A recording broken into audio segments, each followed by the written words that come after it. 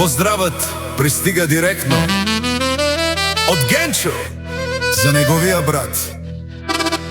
Стоиме най-големия железар в цяла югоизточна България, който му пожелава да си прави парите, без значение дали вали или гърми. Айде, боса на стоманата, дали вали или гърми. Джоба пълен ти е с пари, валят пари, караш коли. Боса, най-големият си ти.